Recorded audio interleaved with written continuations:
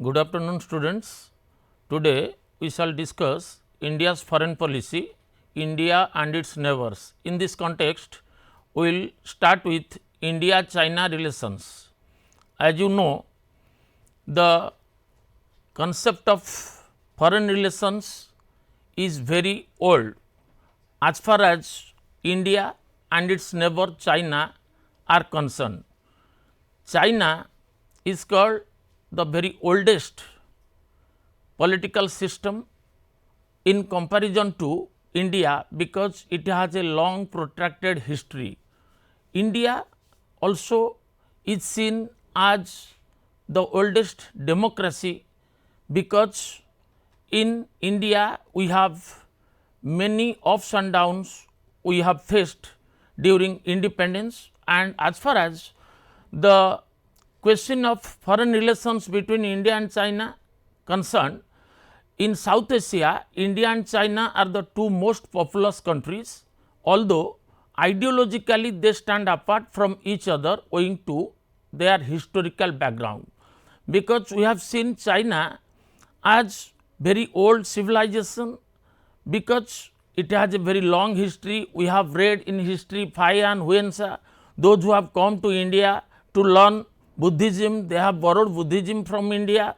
And similarly, India also underwent foreign rule, British imperialism. It underwent for about 300 years or 3 centuries, and after a stronger long freedom struggle, we got independence in 1947. Thus, we became a democratic state. So, India and China are very old civilizations, or they have a very strong old histories.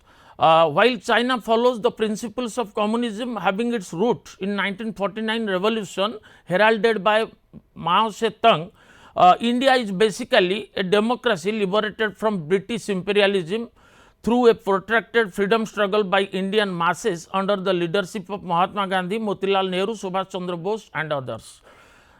Chinese political system as we see today, it is not very old, although China had a very long civilizational history.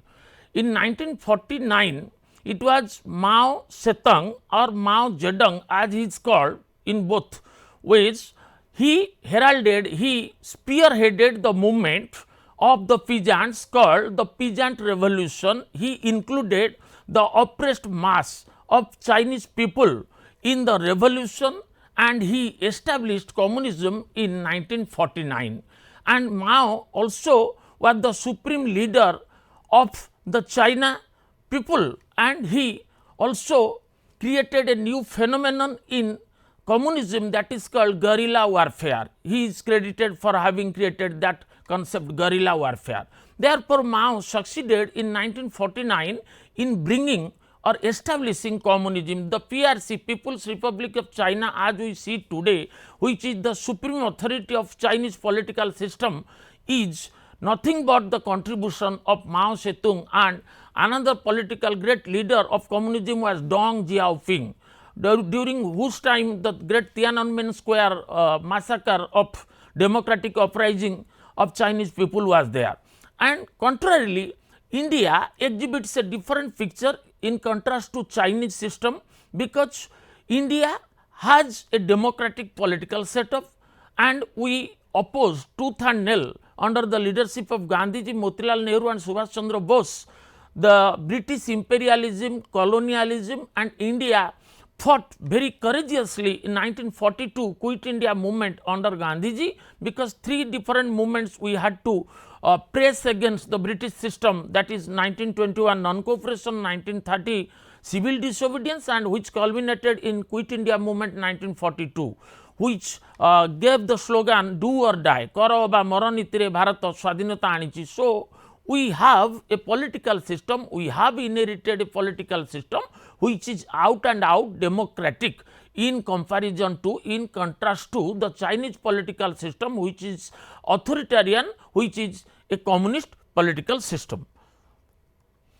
India as immediate neighbor also conferred its recognition to the communist China in December 1949 in the face of strong opposition from the United States of America and other members, because China, when emerged as a communist state under Mao Zedong, entire world did not approve the emergence of China as a communist state. It was United States which opposed the Chinese political system, because by that time Cold War has already set or has begun between the USSR and USA.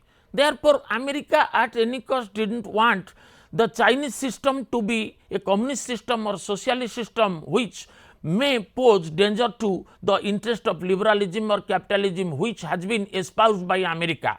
Therefore, when India was the first country to recognize China as a communist country, America strongly opposed Nehruvian leadership in India, and it also became unhappy with Indian gesture of giving Chinese their recognition. India always desires to have a cooperative relations with neighbors, but due to some strategic, ideological and geopolitical differences, India and China are not able to maintain that peaceful relations between themselves.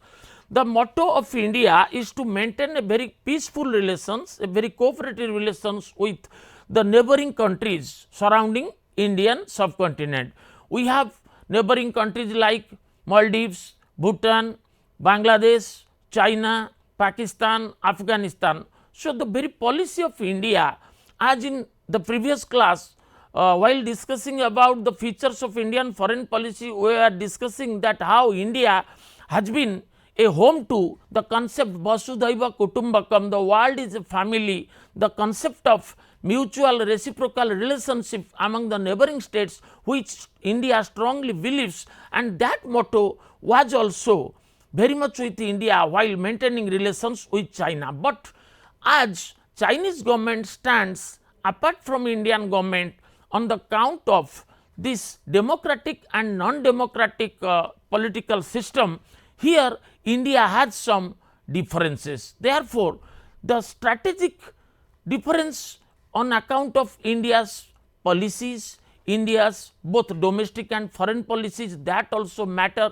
to a great extent in maintaining relations with China, which has been very tortuous, not very straight, not very congenial over the period of time, and the geopolitical differences, because China is located to the northernmost part of India, besides or beyond the Himalayan height of India, we find China is there having a largest area more than India. Therefore, India has some differences, and instead of that India also wants or desires to have cooperative relations with China.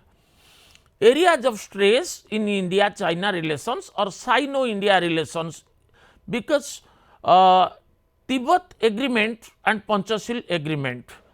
Tibet or Tibet as it is called is a very tiny state which was a part of China. Now China calls it, initially it was an independent territory under India before independence during British imperialism.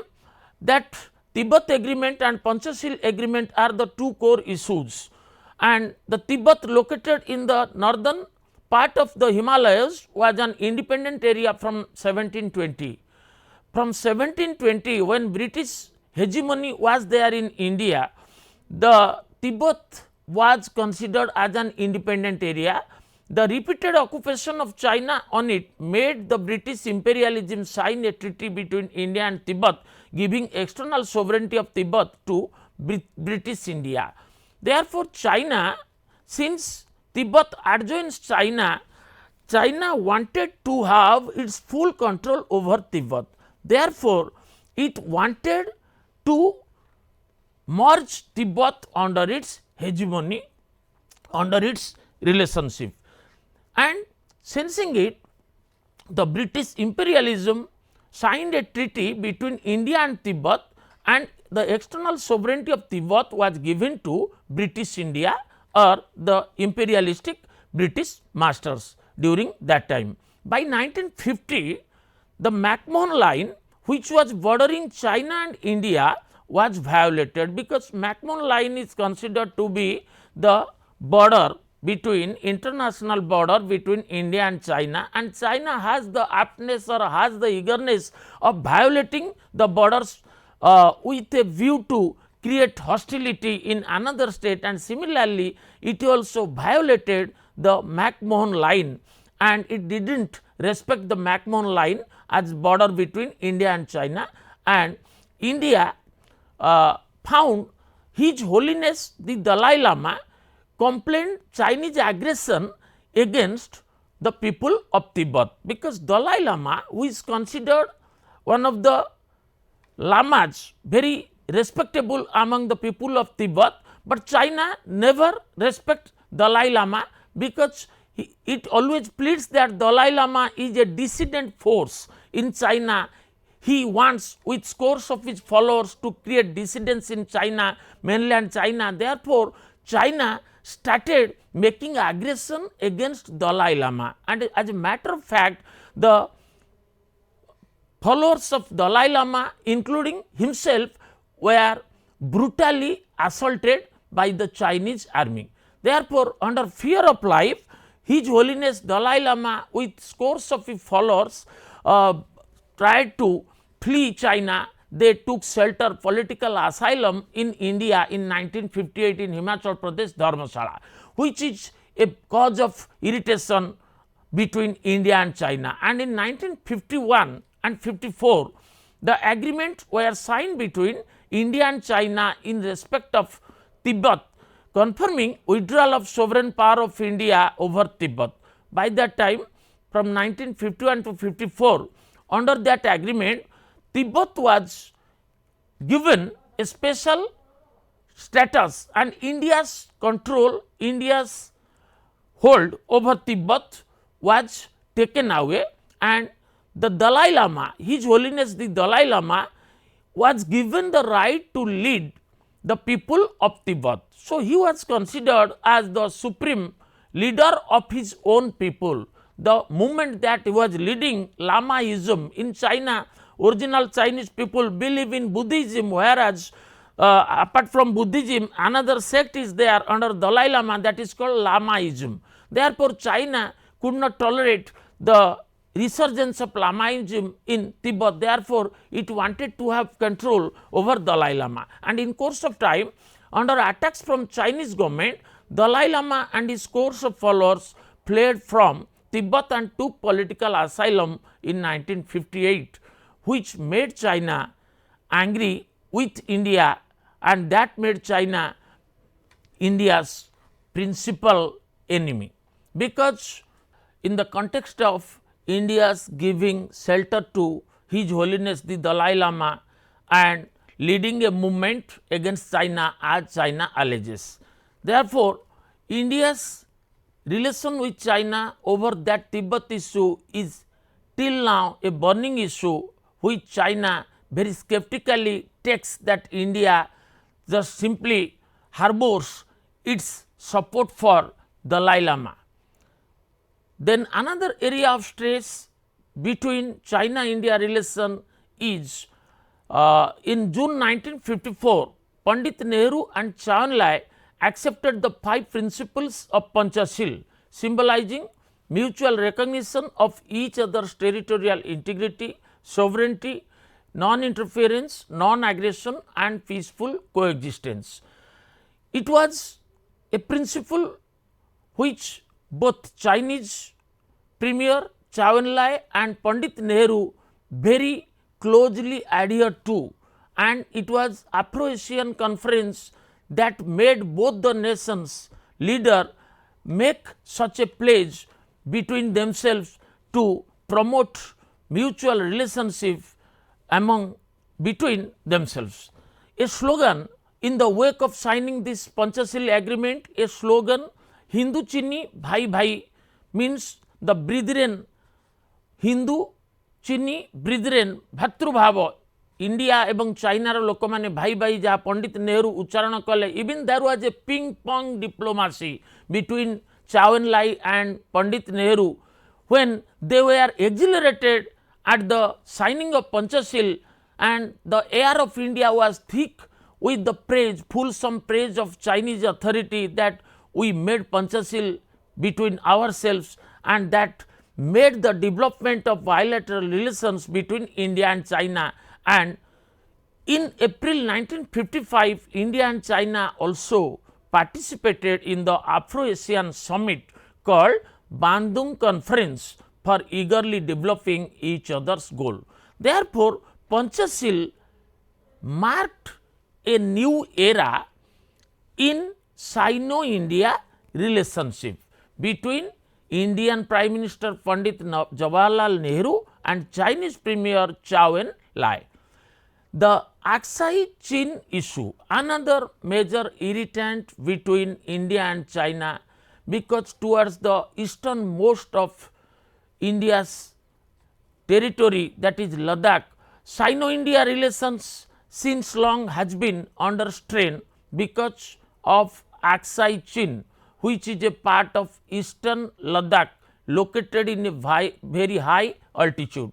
The Indian map of 1954 shows Aksai Chin as a part of India where frequent patrolling is done by Indian Army at regular intervals.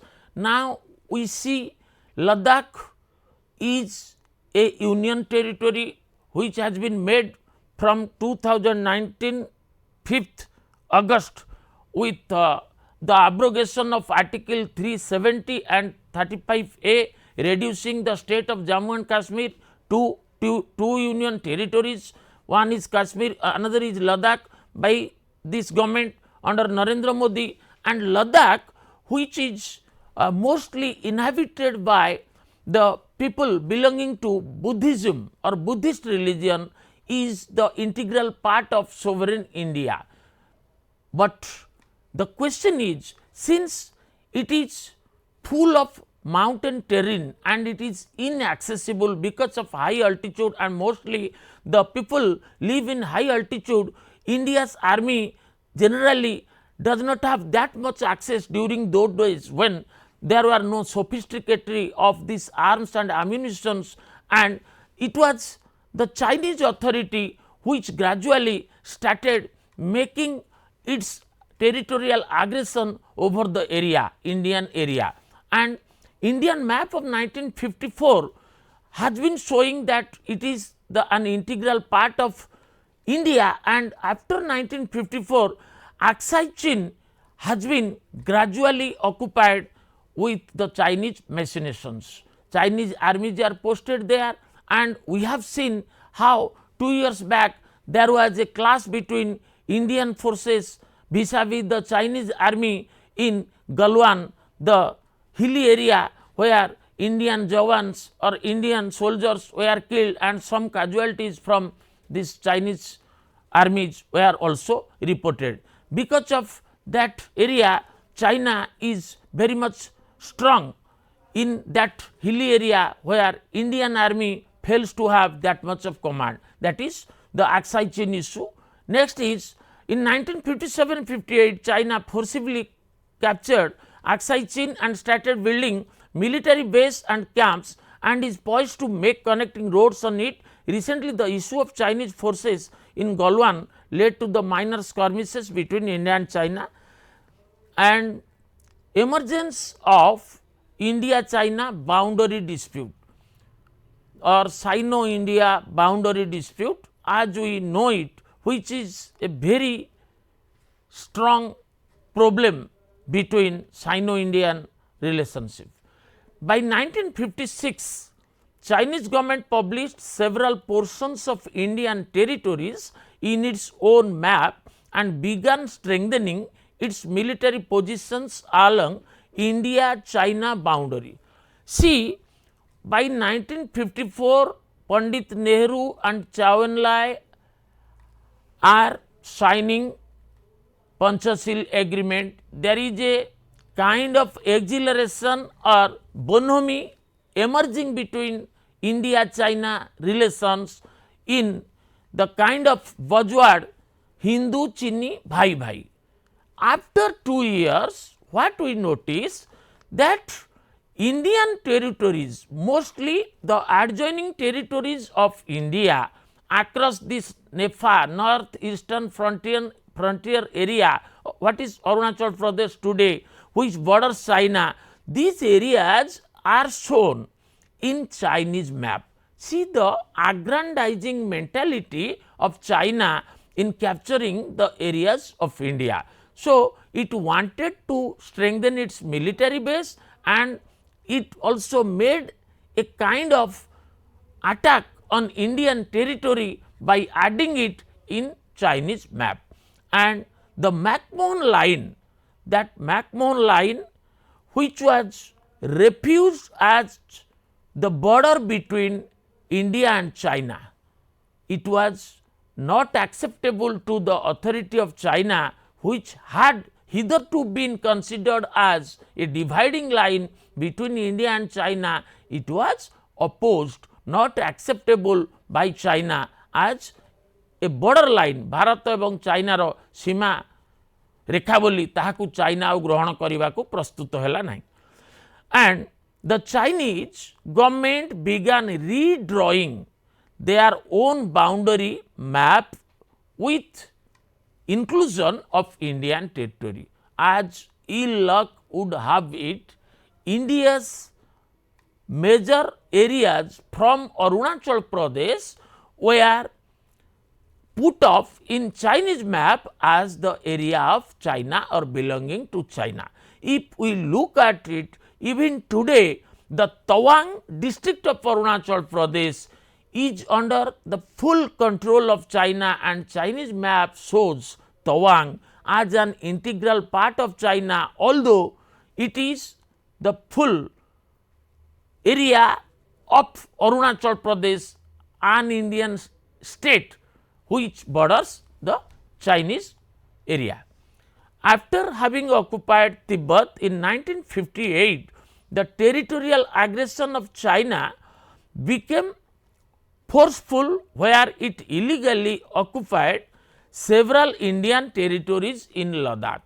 Not only China began expanding its territorial limit beyond its own areas, rather it wanted to make incursions, territorial incursions in Ladakh, which is a part of India, Nepal, northeastern frontier area, and Sikkim.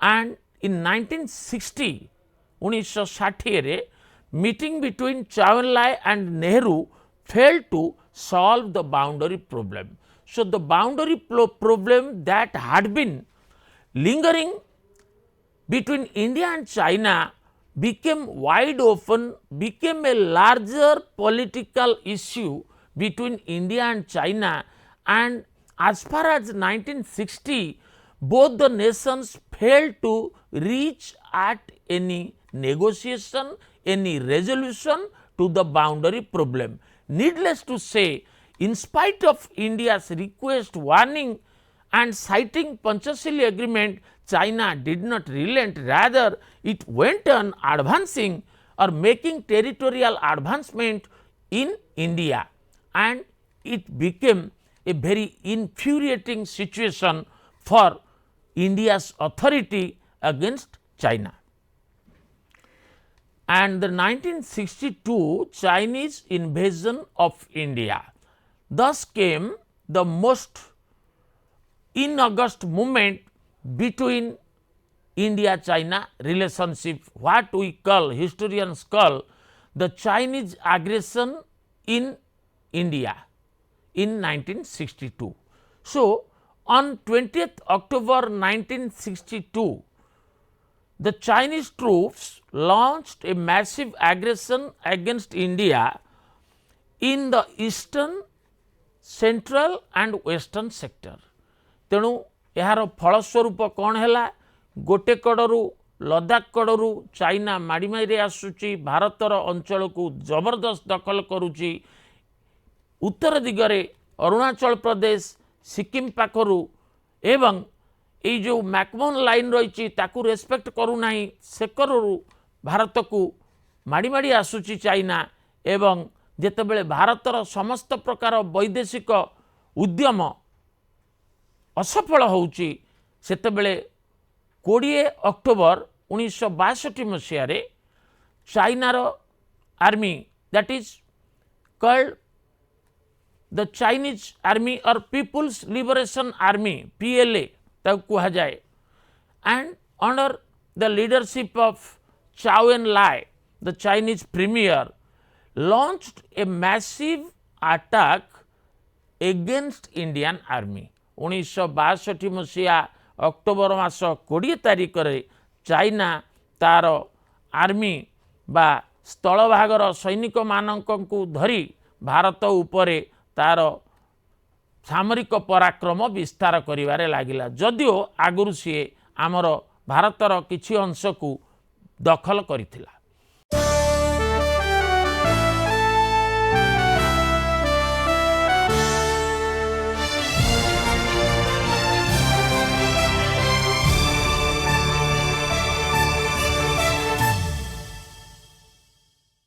And it started making aggressions from eastern, central and western sector.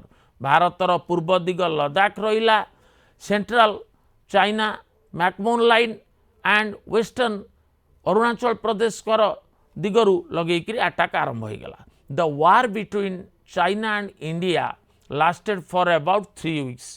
Bharat चीन रो युद्ध पाखापाखी 3 सप्ताह जारी रहिला and making China able to occupy 38,000 square kilometers of Indian territory. So, what was the net result of Sino-India war was some 38,000 square kilometers of Indian territory across the Chinese border were occupied by the Chinese government under the leadership of Chow En-lai. So, that was the result, and by that time Indian army was not that capable enough to withstand the Chinese attack, because our military establishment by 1962 was not that prepared. Even we did not have that much of arms and ammunition to fight against the mighty Chinese army. That is why there was a debacle of Indian army or utter failure of Indian army against the People's Liberation Army's attack of Indian soldiers there.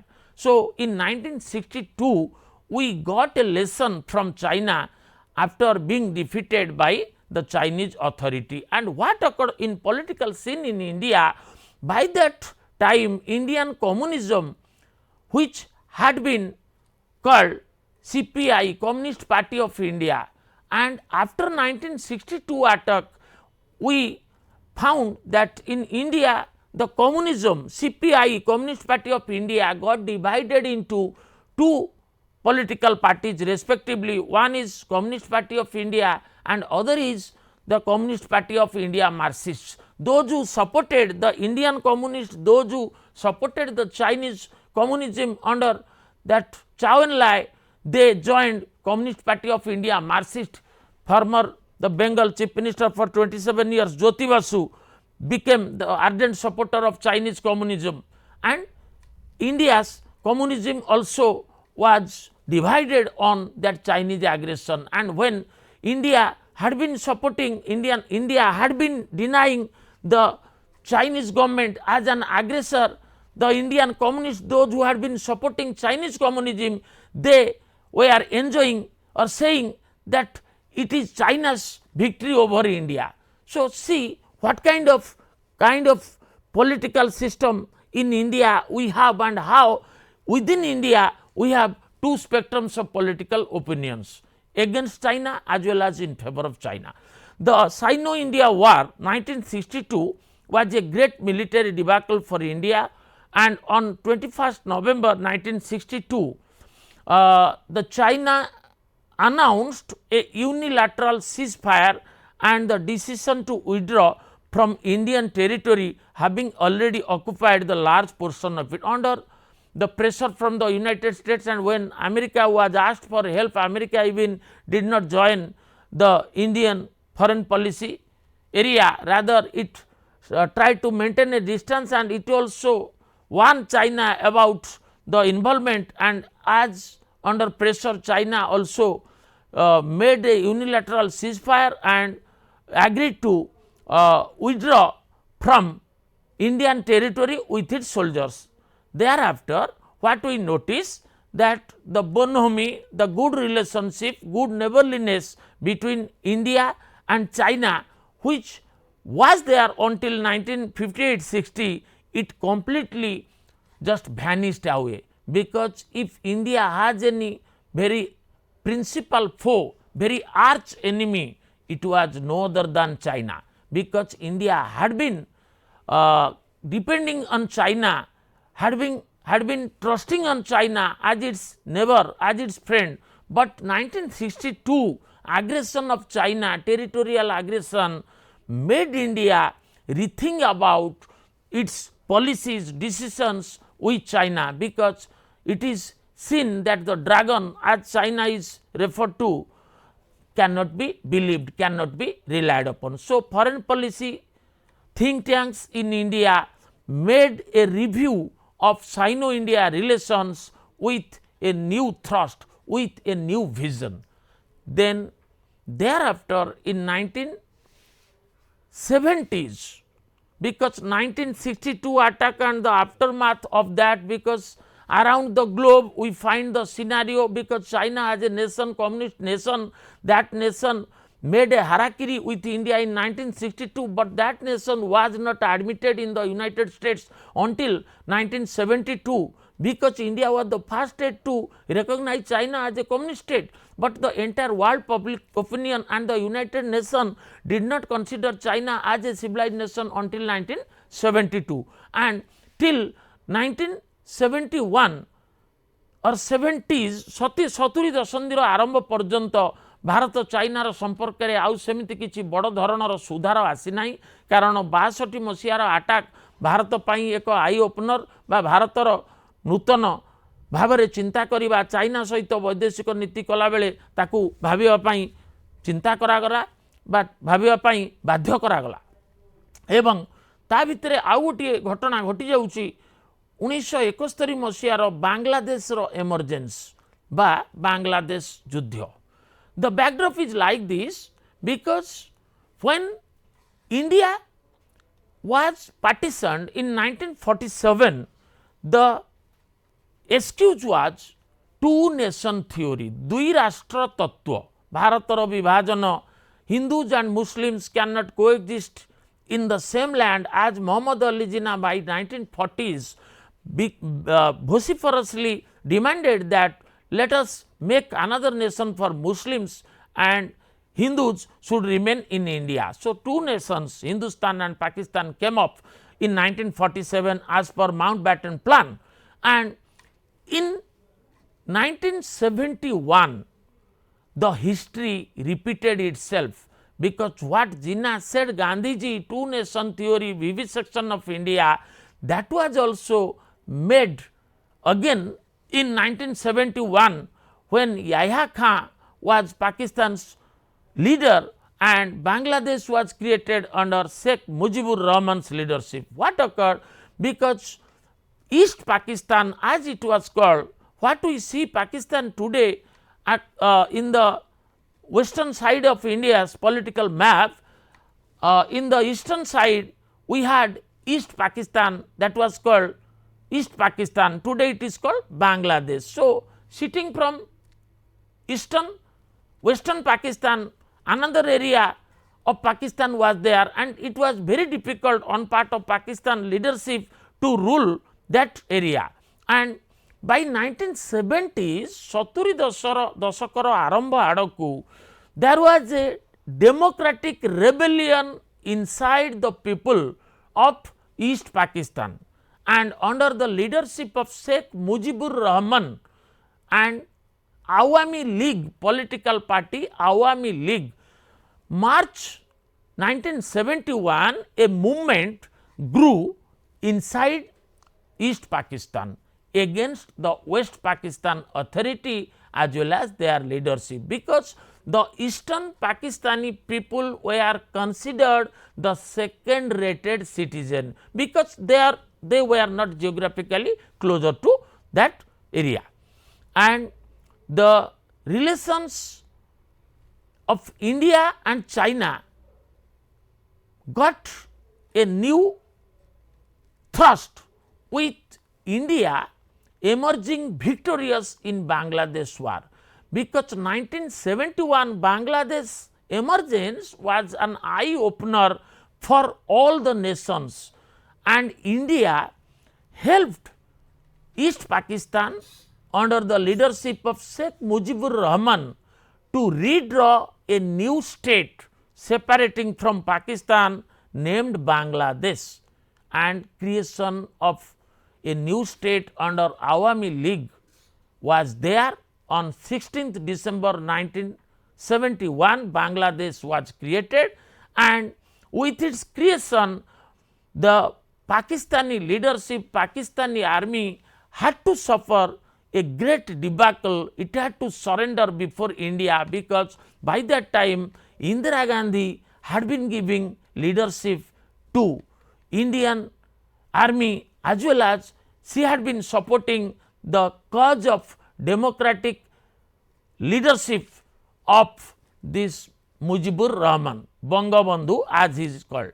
So, in 1975-76 India-China diplomatic ties were restored, and K. R. Narayanan, who later became the Vice President of India and thereafter the first Dalit President of India, Kocheril Raman Narayanan, was appointed ambassador to China, and China also appointed Chen Chan Yuan as ambassador to India in 1975-76, because this time China began thinking that the importance of India, because India made a very strong impact in creation of Bangladesh across the nations of South Asia. Even its attempt were supported by the United States as well as other nations of the world. It was held, it was praised, and the development of political, economic and trade relationship between India and China began marking with the leadership of Chen Chan Yuan and K. R. Narayanan. So, India and China began exchanging their friendly relations in the mid of 1970s, and in April 1977 both the countries signed a trade agreement and began exchanging business delegations for augmenting trade in South Asia. 1977 मसीहा रे China एवं भारत मध्य रे गोटे वाणिज्य चुक्तिनामा आरंभ होला, कारण आमे जो राइभालरी कोल्ड वार राइभालरी परपर अवस्था रे देखुचे जे चाइना देखुची भारतर आवश्यकता, because India is the largest democratic market. If China goes on antagonizing India, its product and its sale would be badly affected, because for the last 3-4 years India and China are against each other, and their export and import, the trades are also badly affected, since India is the largest consumer market of Chinese goods. And by that time, by mid 1970s, China started making business or trade agreements with India. It also exchanged the business delegations. All the companies, Chinese companies with its business magnates began visiting India for augmenting their trade in South Asia, because in South Asia we have a largest democracy like India and a largest populous country, non-democratic country like China, because these are the two trade giants in South Asia. So, in the year 1979, Indian foreign minister visited China. As the things began normalizing, Indian foreign minister visited China as a posture, as a gesture of friendship with China. In 1980s, 80 दशंधि रे the relations between India and China began to normalize under the leadership of Indian Prime Minister Indira Gandhi. Mrs. Indira Gandhi, when she became Prime Minister, she also made several attempts in normalizing India's relations with China, because from 1962 we had a very bitter lessons learned from China. If we go on sitting on that past experience, then we cannot advance, because as Lord Palmerston says that there are no permanent foes or permanent friends found in international relations, only permanent interests count. तेणु राष्ट्र संपर्क रे आमर कहीं चिरस्थायी बंधु नुहे, कहीं चिरस्थायी शत्रु नुहे, सबले चिरस्थायी होउची गोटे राष्ट्रर स्वार्थ। तेणु 62 मसीह भारत चाइना द्वारा पराहत हो पारे, किंतु ताहा 80 मसीह आमे सेही घटना को जदि आमे मन रखी भारत आउ चाइना सहित संपर्क रखिब नाही, हुए तो भविष्यत रे भारतर वाणिज्य मध्य प्रभावित होब। भारत भली विशाल राष्ट्र ताहार जहाँ पण्य जहाँ सामग्री जहाँ एक्सपोर्ट करिवार अछि ताहा मध्य होई पारिबो नाही।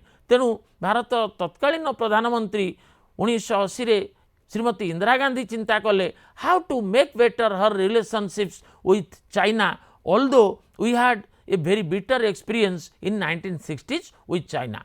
And thereafter Rajiv Gandhi, the youngest Indian Prime Minister, soon after the assassination of Indira Gandhi on 31st October 1984, Rajiv Gandhi was chosen to be the Prime Minister or heir apparent of Indira Gandhi, and as the very youngest Prime Minister of India, Rajiv Gandhi made a visit to China in 1988. 1988 मसीह आमर तत्कालीन भारतर प्रधानमंत्री Rajiv Gandhi China भ्रमण करुचंती, गस्त करुचंती, and held a high level talks with the Chinese leader Deng Xiaoping, China's supreme leader, like Mao Zedong.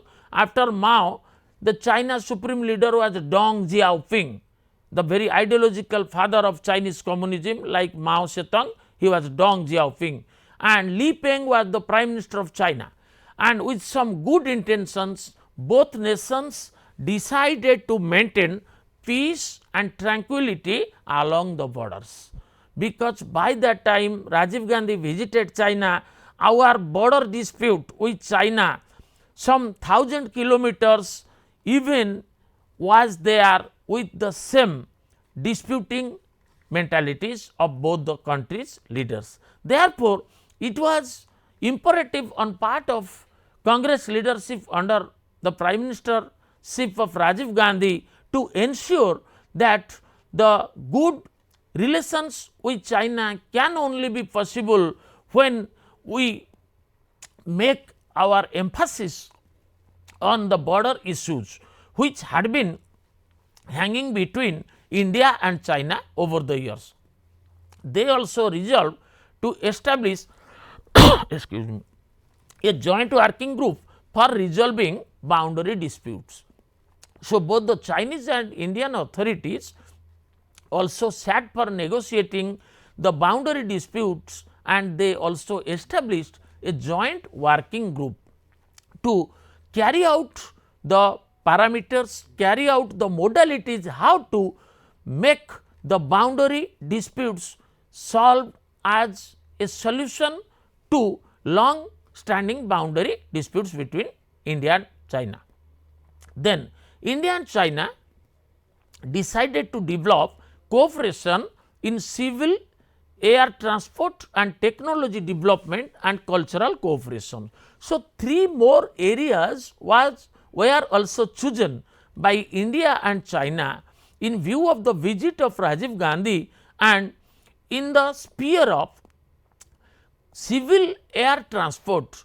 So, civil air नागरिक जो विभाग रही उड़ान विभाग आमर मिलिटारी गोटे विभाग, सिविल गोटे विभाग, से क्षेत्र में भारत चाइनार संपर्क दृढ़ करागला एवं ता तत्सहित जोड़ी होइतिबा जो टेक्नोलोजी जो वैषयिक ज्ञान एवं यार किभली विकास कराजिबो भारत ठारू चाइना निश्चिंत टेक्नोलोजी रे उन्नत एंड कल्चरल कोऑपरेशन एवं सांस्कृतिक संपर्क भारत चाइना भितर केमिति दृढ़ करा जिवो because both are oldest countries they are having a long history so we have to make cross cultural analysis, we have to make cross cultural cooperation.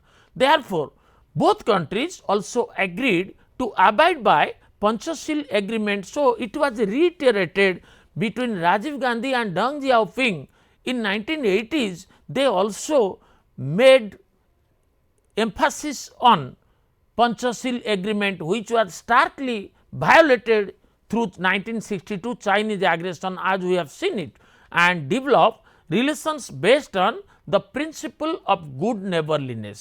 तेणु अतीत को to bury the past and bury the hatchet in China, Rajiv Gandhi made several noble attempts in restoring the spirit of Panchashil between India and China and to promote good neighborliness between India and China based on the principle of mutual respect and mutual tolerance. Then Sino-India Treaty in 1993 1993 मसीह भारत एवं चीन मध्य स्वाक्षर होइतिबा चुक्ति a historic treaty in respect of the actual line of control between India and China was signed between P.V. Narasimha Rao and Li Peng, the Chinese premier. So, during the government of P.V. Narasimha Rao, the then Indian Prime Minister, and Chinese premier Li Peng, in 1993, a treaty was signed to resolve the long standing dispute between India and China over the border areas. The issues of Arunachal Pradesh, issues across the area of Sikkim, because 2 years back there was Chinese aggression coming till Sikkim, which was called the chicken neck. So, China has been intent on making the line in India through its incursion, through its aggrandizement. So, it was thought by P.V. Narasimha Rao how to make India's territory secure, and the treaty was signed, but it could not fructify, it could not yield any significant result, because many treaties we have seen have been signed between India and China, but after some time it is violated with impunity by Chinese authority. Under the agreement, the signatory states have to ensure that they would not intimidate each other near the line of actual control and try to have peaceful resolutions of bilateral conflicts. So, that also stipulated that each one has to bear with others and each one should not terrorize others because of its military might or its strength. Therefore, that treaty marked a new era between India and China relationship. In 1998, China found another development in India, what we call the Pokhran test 2 in India.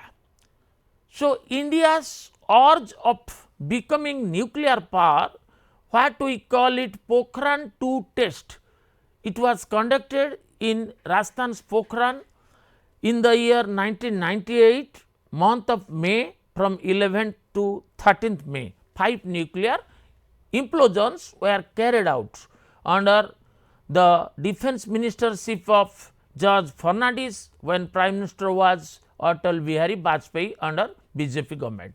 So, it was a major source of concern for Chinese foreign policy makers that India is getting nuclear, and it also worsened its relationship with China.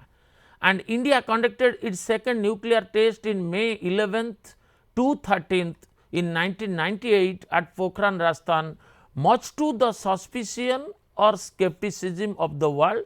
Not only China was very skeptical of India's getting nuclearized, rather even America also strongly denounced India's advancement or march to nuclearization, because all nations of the world were not in favor of granting India the nuclear status. India, in the face, in the teeth of opposition of these nations, very strongly made its nuclear test, although American radar could not sense what India was going to do in Pokhran 2.